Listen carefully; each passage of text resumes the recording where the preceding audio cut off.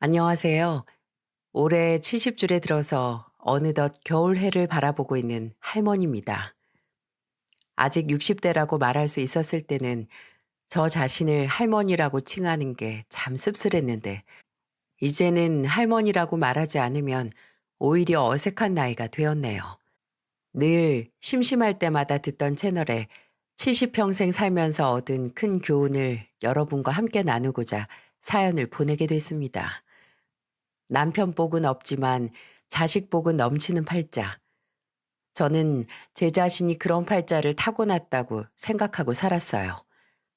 저희 부부는 슬하에 아들 두 명을 낳았고, 남편은 둘째가 막 초등학교에 입학했을 때 일하던 화학 공장에서 가스 누출 사고로 인해 목숨을 잃었죠. 참 성실하고 좋은 사람이었습니다.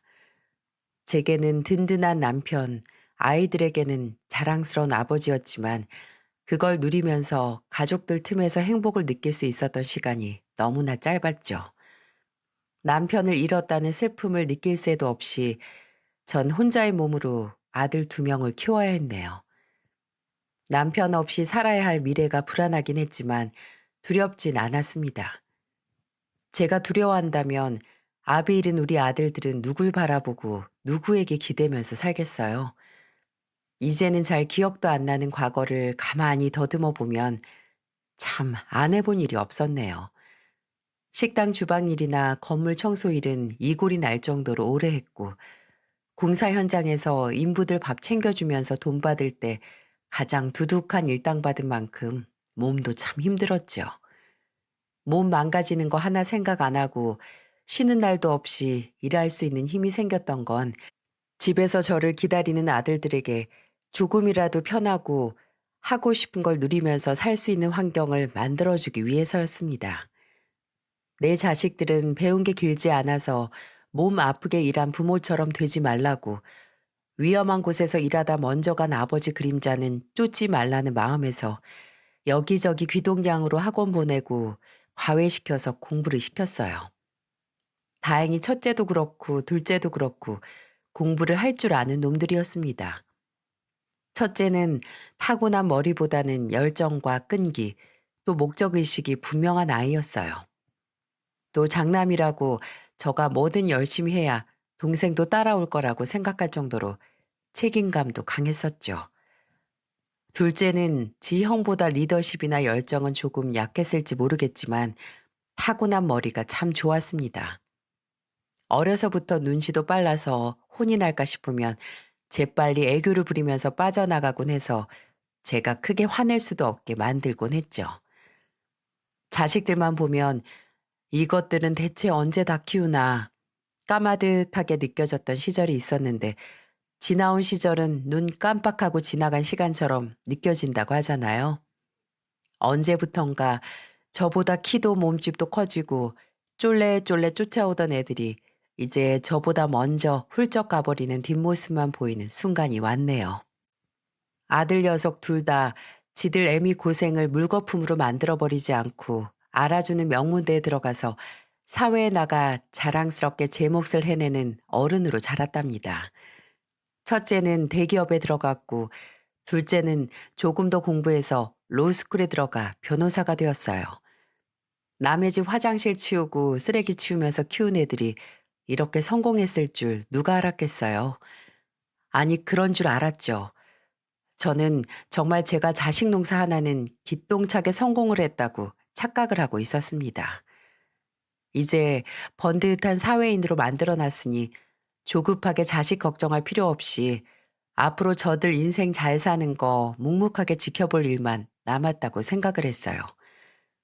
이제 일 시작했으니 결혼을 한다고 하면 하는 거고, 혼자 산다고 하면 또 그건 나름대로 지 선택이니 하려고 했죠.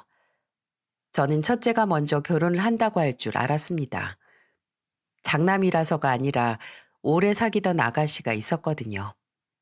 첫째가 군대 갔을 때도 기다렸고, 또 취업 준비할 때도 묵묵히 옆에서 도와줬던 착한 아가씨였어요. 5년 이상을 사귄 사이라 애미인 저도 몇 번씩 얼굴을 봐서 알고 있었고요. 종종 저를 만나러 오면 제가 좋아하는 전병이나 인절미, 카스테라 같은 걸 사들고 오기도 하고 꼭 제 생일을 챙겨서 꽃바구니를 보내주기도 했으니 제가 안 예뻐할 수가 있나요? 너무나 당연하게 그 아가씨와 첫째가 결혼할 거라고 예상을 했고 저도 그 아가씨가 제 며느리가 된다면 정말 딸처럼 어여쁘고 소중하게 여기리라고 생각을 했는데 그 두 사람의 결혼 소식은 평생 들을 수 없었습니다. 오히려 첫째보다 둘째가 먼저 결혼 소식을 알려왔어요. 둘째는 변호사가 된 후 들어간 로펌에서 1년차 경력을 쌓았을 때쯤 만난 아가씨가 있다고 제게 넌지시 전해왔는데 같은 곳에서 일하는 변호사라고 하더군요. 제 짝을 만났다고 좋아하면서 제게 인사를 시키고 바로 결혼 준비를 할 거라고 하더군요. 만나보니 아주 밝고 똑부러진 게 인상이 아주 좋았어요. 본인이 하는 일에 자부심과 열정이 있어 보이는 모습이 아무리 제가 손윗 사람이라고 해도 배울 점이 많은 아가씨라고 생각을 했네요. 둘째는 제게 결혼 상대를 소개시키고 나서 바로 결혼 준비를 했고 다음 해 봄에 결혼식을 올렸어요. 그리고 첫째는 원래 사귀던 아가씨와 헤어졌다는 소식을 알려온과 동시에 바로 다른 아가씨와 만나기 시작하더군요. 동생 결혼식 날 원래 사귀던 아가씨와 함께 올 거라고 생각을 했는데 생전 처음 보는 아가씨를 데려오는 게 아니겠어요? 제가 한창 결혼식에 온 사람들을 맞이하면서 정신없이 인사를 하고 있는데 갑자기 옆에 있던 첫째가 나가더니 얼마 안 있어 제게 데려온 의문의 아가씨를 보고 어리둥절한 표정을 지을 수밖에 없었죠. 기훈아, 옆에 있는 아가씨는 지금 저랑 만나고 있는 사람이에요. 보람아 인사드려. 안녕하세요. 황보람이라고 합니다. 어? 그래요. 반가워요. 당장 그 전에 오래 만났던 아가씨와 언제 헤어졌는지, 왜 헤어졌는지 물어보고 싶었지만 이제 사귄다는 사람 앞에서 꺼낼 수는 없는 노릇이잖아요. 그래서 일단은 둘째 결혼식이니 정신도 없어서 그냥 넘어갔죠. 하지만 그 후에도 어떻게 된 일이냐고 물어도 별다른 대답을 하지 않더군요. 그저 이렇게만 말했습니다. 그냥 오래 사귀어서 그런지 더 이상 마음이 예전 같지 않아서 헤어졌어요. 오래 사귄다고 다 결혼해요? 만난 지 얼마 안 돼도 잘 맞기만 하면 얼마든지 결혼할 수 있어. 말이 나와서 말인데 저 보람이랑 결혼할 거예요. 보람이가 정말 제 인생의 짝이라는 확신이 있어요. 제가 아깝다고 해도 당사자는 아니라고 하는데 무슨 할 말이 있겠어요? 물론 그 전에 만나던 아가씨가 인간적으로도 여러모로 너무 좋은 사람이라는 걸 알고 있지만 이미 헤어졌고 또 아들이 새롭게 만나 이제는 결혼을 결심까지 했다니 그냥 받아들여야죠. 첫째는 얼마 안 가 결혼할 아가씨를 집으로 데려와 인사를 시켰습니다.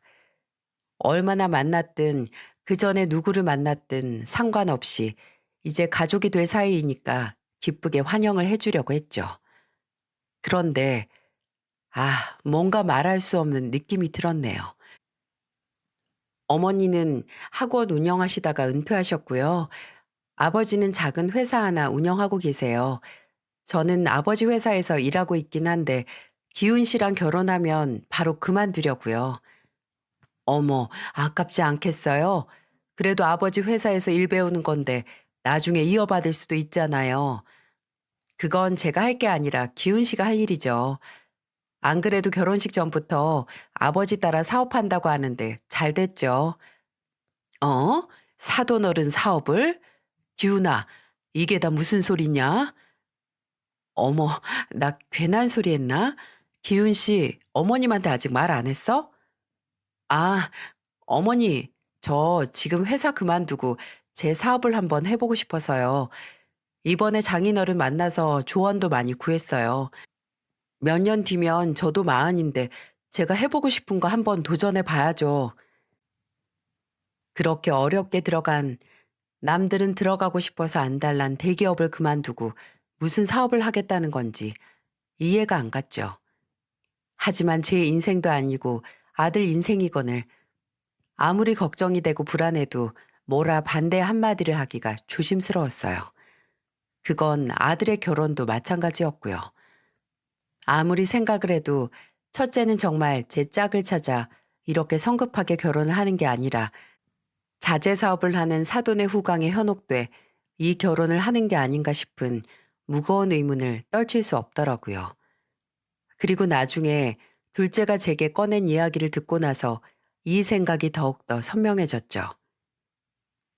엄마, 예전에 형이 사귀던 사람 있잖아요. 왜 현정이 누나, 그 누나 나한테 연락 왔었어요. 형 결혼한다는 소식 들었다고 언제 만난 여자랑 하는 거냐고 물어서 저도 정확하게는 잘 모른다고 했죠. 근데 느낌이 좀 형이 혹시 바람 피운 건 아니겠죠? 행여 이게 사실일 거라고 생각하고 싶지 않았습니다.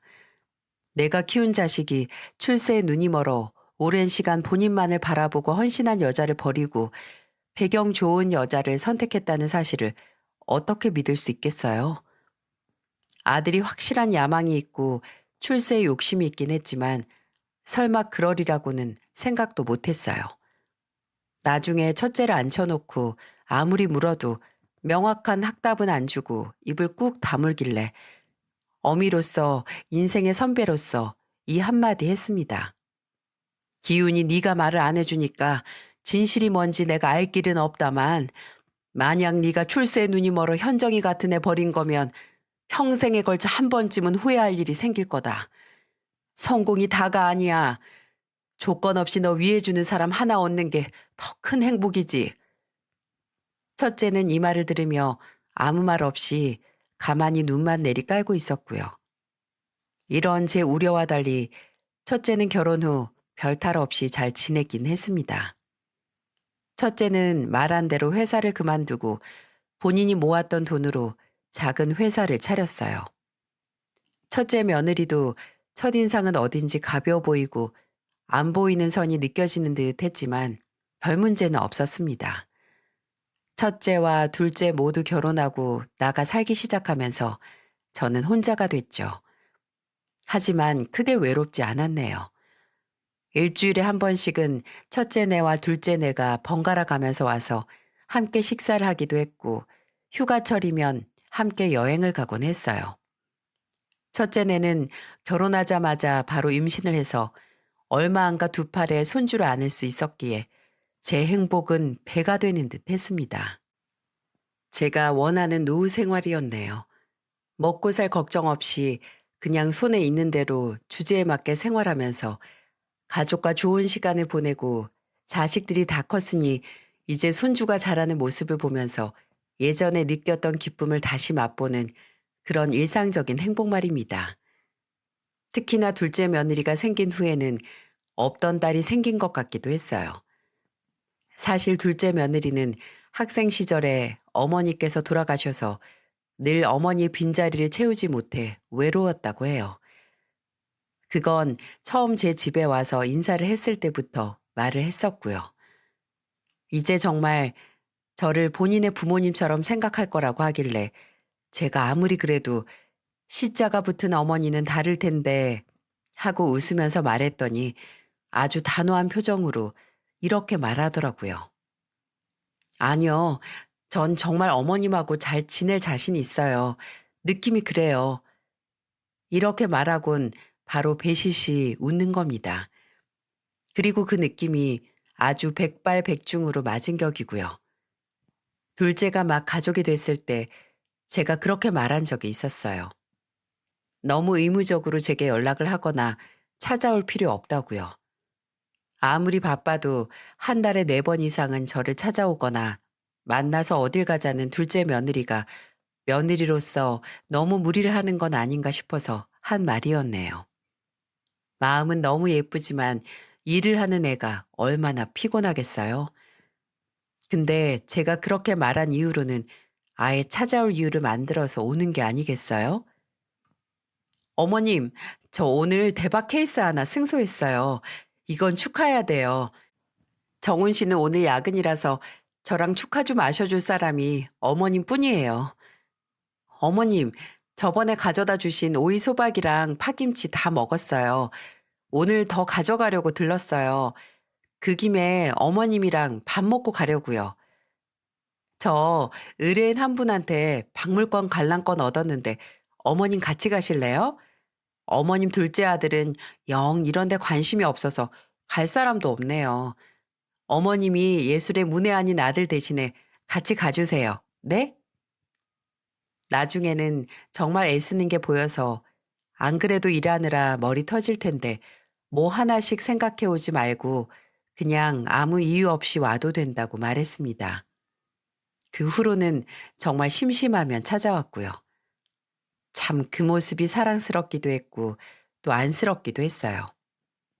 어렸을 때 못 해본 걸 지금에서야 하면서 즐거워하는 모습에 가슴이 아리더라고요. 돌아가신 어머니와 얼마나 시간을 보내고 함께 웃고 싶었을까 하는 생각을 하며 더욱 잘해주려고 노력을 했습니다. 제가 그렇게 살가운 성격은 아닌데 둘째 며느리 옆에만 있으면 이상하게 긴장이 풀리기도 했어요.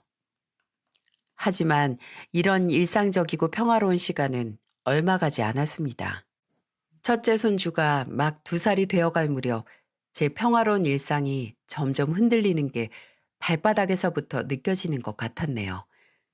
그 시작은 오히려 좋은 소식으로 시작했습니다.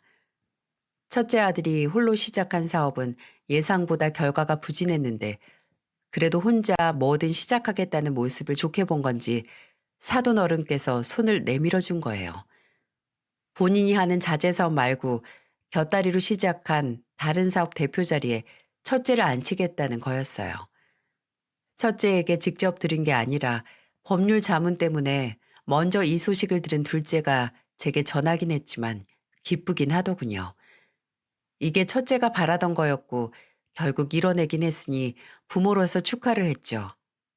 하지만 이게 비극의 시작일 줄 누가 알았겠어요? 둘째네보다 적긴 했지만 종종 첫째네와도 왕래가 잦긴 했습니다. 첫째 며느리는 워낙 주방일에 까막눈 수준이라서 제가 둘째네보다도 밑반찬을 더 많이 챙겨줬어요. 첫째 며느리도 그걸 고마워했고요. 또 봐줄 사람이 없으면 손주를 제게 맡기기도 했고 그래서 자연스럽게 첫째네 현관문 비밀번호도 알고 있었습니다. 그렇게 어느 정도 교류가 있긴 했는데 어느 순간 그게 또 끊기기 시작했어요. 저도 처음에는 아들이 새로 일을 시작해서 그런가 보다. 대표 자리가 쉽지는 않겠지. 애미 챙길 시간도 없을 거다 하는 생각으로 넘어갔어요. 전화를 하면 부재중으로 넘어가기 일쑤였고 문자에는 답장도 없었지만 그러려니 했습니다. 첫째 며느리는 전업주부이긴 하지만 뭐 따로 바쁠 일이 있겠거니 했어요. 근데 그게 그저 바쁘기만 해서가 아니라는 걸 알아버린 결정적인 사건이 있었네요. 제 생일이 다가오고 있던 때였습니다.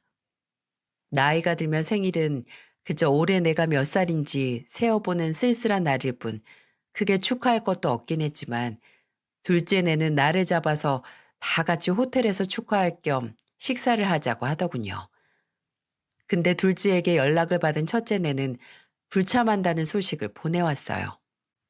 이유는 바로 장인 장모의 결혼 기념일 기념으로 다 같이 싱가폴로 해외여행을 간다는 것 때문이었죠. 솔직히 서운한 마음이 하나도 없다고 한다면 거짓말이었겠죠. 하지만 제 생일은 매년 챙겼었고 사돈네 결혼 기념일 축하 여행은 매년 오는 게 아니니까 그럴 수 있다고 생각했어요. 또 첫째 아들이 본인이 원하는 성공을 거둔 데는 사돈 어른의 영향력이 전부였으니 첫째 내가 빠질 수 없기도 했겠죠. 문제는 그 후였네요. 제 생일 당일도 그렇고 또 첫째 내가 여행을 다녀온 후에도 그렇고 연락 한 번이 없는 거예요.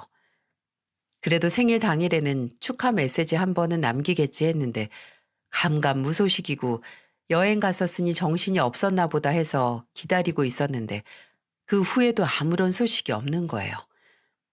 그래도 여행에 갔으니 작은 거라도 제 생일 축하한다고 사와서 늦게라도 생신 축하드린다 말을 들을 줄 알았는데 제가 너무 많은 걸 바란 건가요?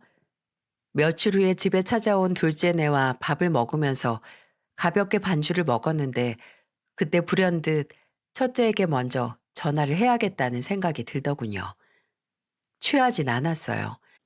그냥 먼저 전화를 하면 그동안 계속 제 연락을 무시하고 제 생일도 모른 척한 이유를 알 수 있지 않을까 했어요. 여보세요? 기훈아, 너 집이니? 네, 어머니 그런데요. 이 밤에 왜 갑자기 전화를 하셨어요? 무슨 일 있어요? 아니, 네가 여행 갔다 와서 별다른 연락도 없길래 했어. 잘 다녀왔니? 아, 네, 잘 다녀왔죠. 갔다 와서 바빠서 연락을 못 했어요. 누구야? 어머님이야? 어, 왜 연락 안 했냐고. 뭐야? 뭐 맡겨 놓으셨대? 순간 휴대폰 너머로 첫째 며느리의 목소리가 설핏 들리는가 했어요. 집에 있다니 옆에 있나 보다 했는데 아주 불만이 덕지덕지 묻은 목소리와 내용에 말문이 턱 하고 막히는 겁니다. 보람이 같이 있니? 보람이 걔가 지금 나한테 하는 말이야? 아휴, 어머니가 이 밤에 연락 안 했다고 전화까지 하시니까 이러는 거 아니에요? 아니, 내가 전화하자마자 다짜고짜 너네한테 왜 연락 안 했냐고 타박이라도 했니? 그냥 여행 잘 다녀왔나 궁금해서 전화한 게 그렇게 싫대? 예, 보람이 전화 좀 받으라고 해라. 너무 어처구니가 없어서 저는 첫째에게 며느리를 바꿔달라고 했고 첫째는 한숨을 푹 쉬더니 이내 며느리에게 전화를 건넸어요. 며느리는 아주 퉁명스러운 목소리로 전화를 받더라고요. 보람아, 너 내가 지금 밤 10시에 전화한 게 그렇게 불만이니? 내가 너나 기훈이가 내 생일날 전화 한 통, 문자 한 통 없다고 뭐라 하기라도 했니? 뭐가 그렇게 안 입고 와서 옆에서 투덜거리고 있어? 어머님, 생각 좀 해보세요. 어머님 지금 말하신 거 다 불만이시긴 하잖아요. 그죠? 그래서 전화하신 거 맞잖아요. 네가 그걸 어떻게 하니? 난 그냥 처음에는 너희가 여행을 잘 다녀왔는지 무슨 일 없는지 궁금해서 전화한 건데 먼저 그거에 불만을 표출한 건 보람이 너 아니니? 투덜거리고 싶으면 최소한 내가 너희한테 서운하다는 말 한마디 했을 때 하든가. 뭘 못 참아서 그냥 궁금해서 전화한 사람한테 맡겨놨느니 뭐니 건방진 소리를 해. 아니, 딱 보기에도 서운하고 뭐라 하고 싶어서 전화한 게 보이는데 그냥 입을 다물고 있으라고요? 어머님, 요즘 시대에 시자 붙이고 갑질하면 사람들이 욕해요, 욕. 아이고, 내가 너한테 언제 갑질을 했다고 그러니? 생각 안 나세요? 어머님 집에서 저 화장실 청소하고 방바닥 걸레질 했던 거, 그런 거 시키는 게 다 갑질이지 뭐예요? 누가 들으면 정말 제가 불러내서 첫째 며느리에게 갖은 고생 다 시켜가면서 청소시킨 줄 알겠습니다. 그날은 새해 첫날이었고 인사하러 들른 첫째, 둘째네가 제가 청소하고 있던 걸 보고 거들어준 것뿐이었어요. 첫째 며느리뿐만 아니라 다른 애들도 다 청소를 했고 심지어 첫째 며느리는 바쁘다고 다 끝내고 가지도 않아서 제가 이어서 다시 청소를 해야 했고요. 근데 그게 아직까지 억울하고 분해서 부들부들 떠는 목소리를 듣고 있자니 헛웃음이 다 나오더군요. 아, 그게 그렇게 억울했니? 다른 식구들도 다 같이 청소하는데 바쁘다고 하다가 먼저 간 애가 그게 그렇게 서러웠어? 그래, 나중에 무슨 원망 들을 줄 모르니까 이젠 너한테 이쑤시개 하나 집어달란 부탁도 하면 안 되겠다. 안 그러니? 저 어머님하고 이렇게 언쟁하고 싶어서 전화 받은 거 아니에요. 앞으로 괜히 연락이나 어머님 댁에 가는 문제로 스트레스 안 주셨으면 좋겠네요. 불리하니까 바로 말 돌려서 마치 본인이 이 일의 피해자인 것처럼 말하는 첫째 며느리의 말을 듣자마자 저 또한 괜히 시간 낭비, 감정 낭비하고 싶지 않아 바로 끊었습니다. 옆에서 모든 통화 내용을 듣던 둘째네도 어이없어 하더군요. 진짜 살다 살다 제 딸버린 애한테 별 이야기를 다 들었습니다. 그 후로도 첫째 며느리는 작정한 것처럼 굴더군요. 본인한테 필요 없을 때는 시어머니에게도 남처럼 굴었습니다. 그날 통화했던 건 별다른 대화 없이 없던 일처럼 그냥저냥 넘어갔는데 하루는 손주를 봐달라는 말을 듣고 가서 봐준 날이 있었어요. 첫째 며느리는 외출을 하고 저는 남아서 손주를 재우고 차 한잔 하기 위해 주방으로 갔죠. 물이 끓는 동안 넓디 넓은 주방을 이리저리 살펴봤어요. 아무 생각 없이 냉장고를 열었는데 이럴 수가. 제가 한 달도 전에 보낸 반찬통이 마치 뚜껑 한번 열리지 않은 채로 그대로 냉장고 구석에 박혀 있는 게 아니겠어요? 멸치볶음 속 꽈리고추에 뽀얀 곰팡이를 확인했을 때 이 반찬이 얼마 동안 방치됐었는지 알 수 있었네요. 나중에 집에 온 며느리에게 이 얘기를 하니 아주 펄쩍 뛰더군요. 제발 뭐가 문제인지 여러분께서 봐주시겠어요? 보람아, 냉장고 보니까 내가 보내준 반찬이 그대로 있더라. 입에 안 맞으면 다른 걸로 바꿔줄까? 둘째 내는 진미채나 오징어채 볶음 잘 먹던데. 냉장고를 열어보셨어요? 대체 왜 남의 집 냉장고를 열어보세요? 뭐 하나 흠잡아서 뭐라고 하시려고 그러시는 거죠? 넌 무슨 말을 그렇게 하니? 그럼 반나절 꼬박에 봐주면서 나는 물도 못 꺼내 먹니? 그리고 내가 방금 네 탓을 하든 혹시나 입에 안 맞아서 안 먹었나 해서 다음엔 음식 낭비할 것 없이 더 입에 맞는 걸 물어봐도 아주 잡아먹을 듯이 구는구나. 대체 뭐가 문제니? 너는 내가 말하는 거 뭐든 다 공격으로 받아들이는 거야? 어머님, 수가 빤히 보이니까 그러죠. 어머님이 어머님 손주 봐주는 걸로 마음대로 제 집 냉장고 들쑤실 수 있는 권리가 생기는 거 아니잖아요. 그럼 우리 아버지는 남편한테 회사도 줬으니까 이 집에 들어와서 남편이 청소는 하는지 애는 잘 보는지 다 감시할 수 있는 거겠네요? 예, 너랑은 말이 안 통한다. 무슨 말만 해도 뭐든 꼬아서 받아들이니까 그냥 내가 말을 말아야겠어. 네 아버지가 뭘 하든 그건 알아서 하시라고. 너는 제발 듣고 싶은 대로 듣고 말하고 싶은 대로 뭐든 하는 그 버릇 좀 고쳐라. 어? 저는 이 대화에서 알았죠. 첫째 며느리가 아이를 낳고 제 아들이 장인에게 대표 자리를 받은 후로 본인이 시댁에 했던 기본적인 예의를 버렸다고 말이에요.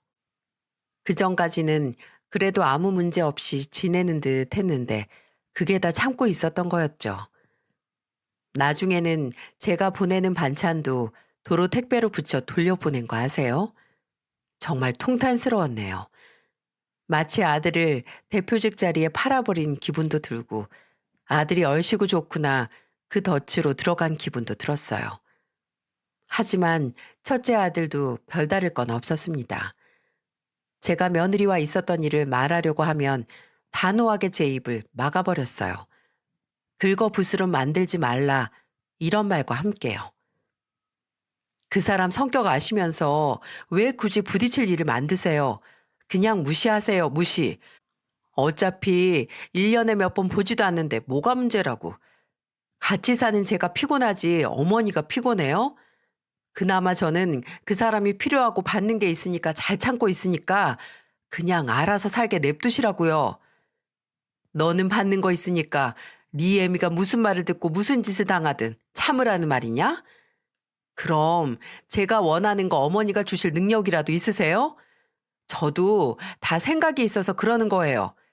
저 하나 성공하면 어머니도 더 호강하고 사실 수 있는 건데 왜 계속 방해를 하시냐고요? 야, 이놈아. 나는 미래에 보장도 안 된 호강 약속하는 아들보다 당장 뭐가 옳고 그른지 판별할 정신머리 있는 아들이 더 필요해. 이 말만 들으면 첫째 아들이 천하에 둘도 없는 건방진 불효자식이라는 생각이 드시죠? 하지만 이러지 않았습니다. 욕심은 있었어도 그 욕심에 눈이 멀어 애미한테 가만히 좀 있으라고 으름장을 놓는 놈은 아니었어요. 아니, 그런 놈이었지만 애미인 제가 자식에게 눈이 멀어 그 본 모습을 못 보고 있었던 걸 수도 있겠네요. 저는 여기서 살면서 받은 모든 충격적인 일을 다 겪었다고 생각을 했는데 그게 끝이 아니었네요. 첫째네와 연락을 거의 뜸하게 끈다시피 했을 때 친한 동창에게서 전화가 왔습니다. 그리고 그 전화 한 통은 제 뒤통수를 거나하게 두들겼죠. 동창은 아주 생뚱맞은 소리를 하더군요. 얘, 기훈이 이혼했니? 어? 아니, 그게 무슨 소리야? 누가 그래? 어머, 아니야? 그럼 내가 잘못 봤나? 근데 그럴 일이 없는데. 내가 분명히 대체 무슨 소린데 알아듣게 좀 말해봐. 내가 저번 주 주말에 우리 큰애하고 백화점에 갔거든. 강남에 있는 애가 지갑 사준다고 좋다고 따라가서 명품 매장 맞은 1층에서 돌아다니고 있었지. 근데 거기서 네 첫째 며느리를 봤지 뭐야. 그래, 걔가 백화점 가는 게 뭐. 아유, 근데 그 며느리가 혼자가 아니었으니까 문제지. 어떤 훤칠한 남자랑 팔짱 끼고 가던데. 둘이 쇼핑한 건지 그 남자 양팔에 명품 브랜드 로고 박힌 쇼핑백이 잔뜩 들려 있고. 아, 그럼 혹시 남매인가? 남동생이나 오빠 있대? 아니, 혼자야, 외동딸. 근데 그거 진짜 우리 첫째 며느리 맞아? 잘못 본 거 아니고? 자기 며느리가 어디 흔한 인상이야? 여기저기 고쳐서 인상도 세잖아. 쉽게 잊힐 얼굴이 아니지. 내가 정말 확신한다니까. 근데 이혼 안 했다고? 엄마야, 그럼 내가 괜한 소리 한 거 아닌가 모르겠네. 여러분은 이게 믿어지시나요?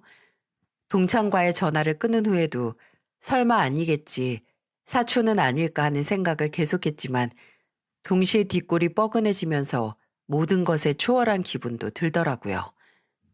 아무리 부부 사이 일은 당사자들끼리 해결을 해야 한다지만 혹시 이 일이 사실이고 첫째 아들이 모르고 있다면 어떻게 해야 할지 감당이 안 되는 거예요. 당장 둘째 아들에게 상의를 한다면 혹시 지형한테 바로 달려갈까 싶어서 저는 이 복잡한 속을 둘째 며느리에게 털어놨죠. 오랜만에 둘이서 밥 먹자고 집으로 부른 후에 넌짓이 있었던 일을 말하니까 둘째 며느리가 한동안 사력 있게 고민을 하는 듯 했습니다. 그리고 명쾌하게 말하더군요.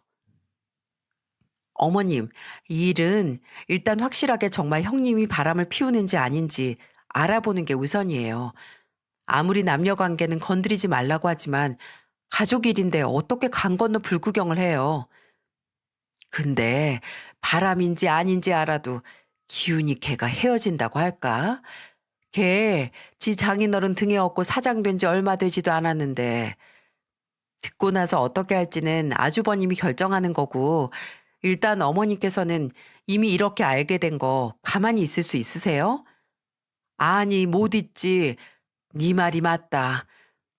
일단 제가 로펌에서 일할 때 자주 찾는 흥신소에 먼저 말해둘게요. 만약 정말이라면 증거가 더 잡히겠죠. 그게 나오면 어머니께서 아주버님께 말을 하실지 아니면 그냥 언젠가 밝혀지게 냅둘 것인지 선택하세요. 근데 제 생각에는요, 어머님, 아주버님도 알 권리가 있고 또 회사 그게 뭐라고 인간으로서 남편으로서 최소한의 존엄성을 포기하겠어요? 가만히 생각해 보니 저도 둘째 며느리의 의견에 동의를 했어요. 만약에 첫째 아들이 대표 자리에 앉으면서 잊고 있었던 최소한의 자존심이 있다면 본인 안의 실체를 알고 옳은 선택을 하겠죠. 저는 그렇게 둘째 며느리의 도움으로 불륜 의혹이 대두된 첫째 며느리 뒷조사를 시작했습니다. 기다리는 시간이 참 영원처럼 느껴지고 한편으로는 아예 불륜이 맞아서 갈라서길 바라면서도 또 한편으로는 그냥 추문에 불과해서 첫째 아들이 상처 안 받고 둘이서 지지고 볶고 살길 바랐어요. 한마디로 복잡했습니다. 그리고 3주 뒤에 이 복잡한 심정을 단번에 정리할 결과를 받고야 말았네요. 둘째 며느리가 의뢰했던 흥신소에서 받은 결과물을 들고 제 집에 나타났을 때 이미 둘째 며느리 표정에서 어떤 결과가 나왔는지 알 수 있었어요. 어머님, 일단 결과는 이렇게 나왔으니까 내용은 저는 안 보셨으면 좋겠어요. 들으시는 거랑 직접 보는 거랑 받으실 충격이 다르실 거예요. 아니다, 희정아. 걱정해 주는 거 고마운데 내가 두 눈으로 직접 봐야 내 아들도 보여줄 수 있는 거지. 둘째 며느리의 말대로 정말 직접 확인하는 게 충격이 어마어마하더군요. 사진과 동영상에는 분명 첫째 며느리가 찍혀 있었고 누군지 모를 남자와 손을 잡고 같은 차에 타고 차 안에서 서로 볼에 입을 맞추고 그 차에서 내려서 거의 부둥켜 안다시피 한 몰골로 걸어서 으리으리한 호텔로 들어가는 모습까지 찍혀 있었어요. 심지어 그 호텔의 내부인지는 모르겠지만 수영장 안에서 서로 안고 수영하는 모습도 서슴없이 스킨십인지 뭔지를 하는 꼴까지 다 확인할 수 있었네요. 저는 한참 고민에 빠졌습니다. 이걸 첫째 아들에게 보여주는 건 이미 결정을 했고, 만약 아들이 이걸 봤음에도 제 욕심에 이혼을 안 하면 어쩌지 하는 그런 고민 말이죠. 지금 와서 생각해보면 그런 결정을 하든 말든 가만히 집 팔자려니 하고 모른 척 했어야 했지만 그때는 혹여 아들이 이혼 후 대표 자리에서 물러날 게 두려워서 잘못된 선택을 하면 어떻게 할까 걱정이 됐네요. 그래서 큰 결심을 했습니다. 그때쯤 몇 년 전 경기도에 사둔 땅이 재개발이 결정돼서 꽤 두둑한 보상금을 받을 수 있었거든요. 그 돈을 첫째 아들에게 줄 결심을 했어요. 사위로서 받은 대표 자리는 과감하게 포기하고 새로 뭐든 시작하라고 사업 자금으로 줄 생각이었어요. 하지만 그런 결심을 마음먹고도 결정을 내리긴 쉽지가 않았습니다. 제게 이런 고민을 들은 친구들 몇 명은 기겁을 하면서 저를 말렸기 때문이었어요. 기훈 엄마, 요새는 돈 없으면 부모 취급도 못 받아. TV에서 못 봤어? 부동산이니 뭐니 다 증여해줬더니 쌩하니 모른 척하고 부모 버린 자식들. 있는 거 다 줘봐야 탈탈 털리고 알거지로 외롭게 노후 보내는 부모들이 얼마나 많은데. 그래도 차마 첫째 아들 도와주고 싶으면 시험을 해보지 그래. 그 누구였더라? 기정이 아버지인가? 예전에 유언장 만들기 전에 시한부 판정받았다고 자식들한테 말 다 한 다음에 그 반응에 따라서 유산 상속해줬다고 하지 않았어? 기훈 엄마, 내 속으로 나와서 믿을만 하다고 해도 두들겨 보고 건너, 어?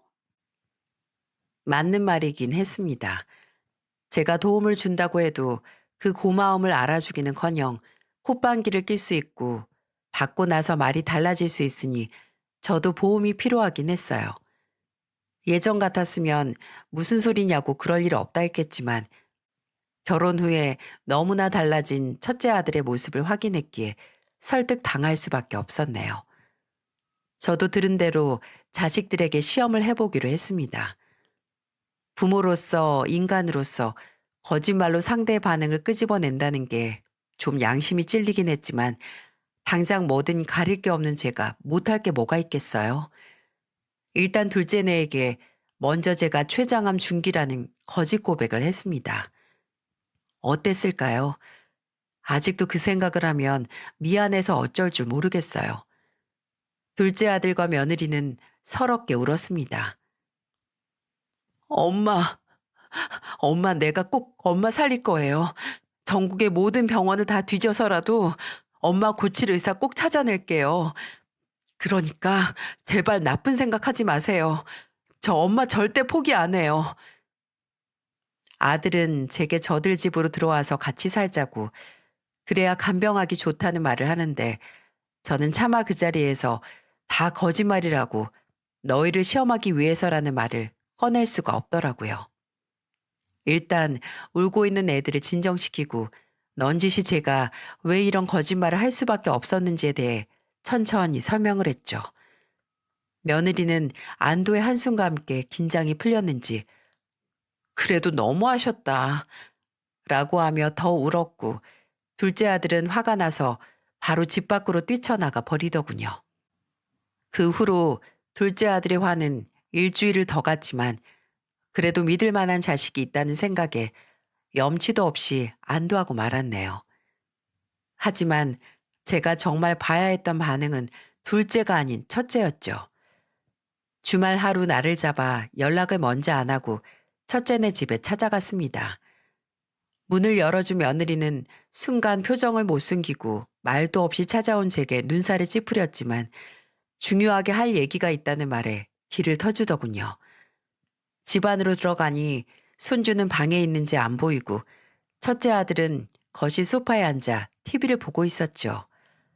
고개만 돌리고 저를 보면서 무슨 일로 왔냐고 귀찮은 내색을 비치는 아들을 보면서 어쩌면 지금부터 결과가 눈에 보일 수 있겠다는 생각을 잠시 했습니다. 저는 아들에게 TV를 잠깐 끄고 며느리 너도 잠깐 와서 앉으라는 말을 했어요. 떨떠름한 얼굴의 두 사람을 마주하고 숨을 크게 들이마셨어요. 그리고 이내 준비했던 말을 꺼냈죠. 지난주에 조직 검사를 했는데 결과를 보니까 내가 췌장암이더라. 중기라는데 병원비도 만만치가 않을 것 같고 내 몸이 그 치료를 다 버틸 수 있나 그것도 걱정되는구나. 암이요? 어머니 암 걸리셨어요? 그래, 그냥 몸이 좀 안 좋은 줄만 알았는데 이상하게 살이 빠져서 가보니 그렇다더라. 정훈이네는 아직 몰라. 그래도 네가 맞이라서 일단 먼저 말해야 될 것 같아서 이렇게 왔어. 갑자기 암이라고요? 어머니, 지금 이 시기가 저한테 얼마나 중요한지 모르세요? 그게 무슨 말이니? 저 지금 대표직 맡은 지 2년도 안 됐어요. 별다른 성과 크게 낸 것도 없는데 어머니 아픈 거 신경 쓰느라 일이 지장 가면 저 어떻게 하라고 갑자기 이런 폭탄 선언을 하세요? 넌 지금 그걸 말이라고 하니? 내가 폭탄 선언을 하고 싶어서 했겠어? 아니, 당장 그렇게 급한 거 아니면 잠깐 어머니만 알고 계시거나 정훈이한테 가셨으면 됐잖아요. 그러게. 어머님, 왜 저희한테 먼저 오셨어요? 서방님네도 명색이 변호사 부부인데 돈 잘 벌 거 아니에요. 혹시 지금 저만 놀고 있다고 저한테 간병 부탁하려고 하시는 건 아니죠? 이 사람 어머니 간병 못해요. 평생 굳은 일 한번 해본 적이 없는데 어떻게 간병을. 지금 내 입에서 간병이 간자 한 번이라도 튀어나온 적 있니? 왜 지레 겁먹어서 헛소리들이야? 아니 그럼 어머니가 갑자기 오셔서 이런 얘기를 왜 저희한테 먼저 하시냐고요. 정훈이네 먼저 불러서 할 수도 있었는데. 그냥 솔직히 말하세요. 간병은 이 사람이 못하고 차라리 간병인을 붙여드릴게요. 그럼 됐죠? 얼마 필요해서 오신 거예요? 맞네. 어머님 돈 때문에 오신 거죠? 제가 간병 못한다고 하면 미안해서 돈이라도 좀 챙겨드릴까 봐 계속 입 다물고 계신 거잖아요. 맞죠? 그죠? 여러분은 어떻게 생각하시나요? 저는 암에 걸렸다는 얘기 하나 했는데 지들끼리 사색이 돼서 당장 아픈 어머니, 시어머니 걱정보다는 지들 걱정부터 하면서 호들갑 떠는 이 치들을 말입니다. 충격을 먹기보다 몸속에서 뭔가 빠져나가는 기분이 들었네요.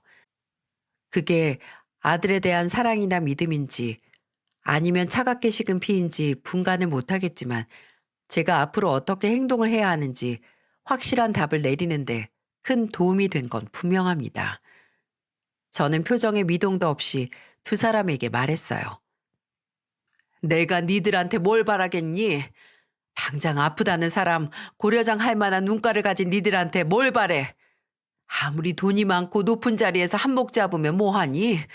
이렇게 마음에 여유 하나 없이 뭐 하나 손해볼까, 뭐 하나 잃을까 전전긍긍하는데 니들을 보면 내가 이 나이에도 뼈에 새길 만한 교훈을 얻는다. 아무리 손해진 게 많아도 머리에 제대로 든 게 없으면 사람이 이리도 모양 빠져 보인다는 거. 그래, 니들 마음 잘 알겠다. 앞으로 당장 내일이라도 내가 꼬꾸라져도 그 어떤 도움도 너희한테는 안 바랄 거야. 그럼 좀 마음이 편하겠니? 그 대신 너희들 중 하나라도 나중에 살다가 내 도움 한 톨이라도 필요해도 나한테 아무것도 바라지 마라. 알겠지? 서로 마음 편하게 여기서 약속하자꾸나. 그렇게 말하고 저는 그 집을 나왔습니다. 어리둥절한 표정을 한 첫째 아들과 며느리는 저를 붙잡지도 설명을 더 요구하지도 않았어요. 첫째 아들은 나중에서야 둘째에게 제가 했던 말이 시험을 위한 거짓말이라는 걸 알았고, 그걸 안 후에 제게 전화해서 한바탕 난리를 부리더라고요. 어떻게 자식을 이렇게 속이냐고요. 저는 억울해하는 아들에게 이렇게 말했습니다. 왜? 부모는 자식한테는 거짓말하면 안 되고, 자식은 암 걸렸다는 부모한테 굳이 급한 일 아닌데 왜 지금 말하냐? 이렇게 말해도 되니? 거짓말 하나에 속아서 속내 보이니까 억울해? 너무 야속하게 생각하지 말아라. 나도 거짓말 하나 때문에 병들면 장남한테 바로 버려질 거라는 거 미리 알았으니까. 그 후로는 첫째네와 일절 연락을 하지 않았어요. 거의 연을 끈다시피 했네요. 하지만 아직 할 일이 남긴 했어요. 어렵게 알아낸 첫째 며느리의 불륜 사실을 아들에게 알리는 일 말이죠. 직접 전하고 싶지도 않아서 불륜 현장을 찍은 사진을 현상한 것과 그 사진을 포함해 영상까지 같이 든 USB를 첫째 아들의 회사로 붙였어요. 그것도 등기로 말이죠. 효과는 아주 빨랐습니다. 대표라는 게 바쁘지도 않은지 받자마자 바로 확인해서 제게 전화를 한 것 같더군요. 이게 대체 뭐예요? 네? 어머니, 무슨 짓을 하신 거냐고요? 무슨 짓이냐니? 나야말로 도통 무슨 소리인지 모르겠구나. 몰라서 물으세요? 저한테 보낸 이 사진이랑 동영상 대체 뭐냐고요? 아, 그거? 그건 나한테 물을 게 아니라 네 아내한테 물어야지. 내가 걔한테 바람 피우라고 부탁한 것도 아닌데 나한테 따져봐야 뭐하니? 이걸 대체 왜 보내신 건데요? 너도 알아야 할 것 같아서 보냈다. 너 지금 화낼 사람이 틀린 거 알고는 있니? 괜히 만만한 애미한테 화풀이 하지 말고 너 지금 대표 자리에 앉혀둔 사람 딸한테 따져. 그 사진 속 꼴을 보고도 계속 같이 살고 싶으면 알아서 하든가. 그 대신 어디 가서 내 아들이라고 하지 마라. 나는 제 능력도 안 되면서 출세에 눈이 멀어 자존심 다 버려가면서 눈 감고 사는 아들 키운 적 없으니까 정신 차리기 전까지는 제발 연락 좀 안 했으면 좋겠구나. 그게 첫째 아들과의 마지막 통화였어요. 그 후로 첫째 아들에 대한 건 모두 둘째 아들을 통해 들었어요. 그 일이 있고 몇 달 후에 첫째는 둘째에게 이혼 문제로 상담을 했다고 해요. 그리고 둘째는 전혀 예상치 못한 이야기를 들었다고 합니다. 첫째 아들은 결혼할 당시 혼전 계약서를 작성했다고 해요. 장인어른이 먼저 제시한 건데 그때는 뭣도 모르고 헤어질 생각 전혀 안 하고 사인을 한 거죠. 심지어 이혼 얘기를 먼저 한 것도 아들이 아닌 며느리라고 해요. 불륜 사실에 대해 따지니까 며느리는 뒤를 캔 거냐고 오히려 적반하장으로 나왔고 본인을 의심해서 사람을 붙이는 인간이랑 더는 못 산다고 이혼을 요구했다고 하네요. 그 과정에서 아들은 이성을 잃고 폭력까지 썼고 경찰까지 집으로 들이닥쳤다는 말을 둘째에게서 들었어요. 혼전 계약서로 잃은 거 하나 없는 며느리는 아들에게 머리가 쥐어뜯긴 후에도 오히려 당당했고 뭐 하나 지는 거 없이 그저 이혼했다는 딱지 하나 붙이고 쫓겨날 제 아들만 발등에 불이 떨어진 거죠. 제 자식으로서 안타깝다기보다는 어떻게 그 결혼에 본인의 모든 걸 걸었는지 이해가 가지 않았습니다. 이것보다는 똑똑한 놈이라고 자부했는데 정말 성공의 눈이 확실히 멀었던 것 같아요. 첫째 아들은 결국 이혼을 했습니다. 둘째에게 혼전 계약서 무효화에 대해 알아봤지만 별 소득이 없었나 봐요.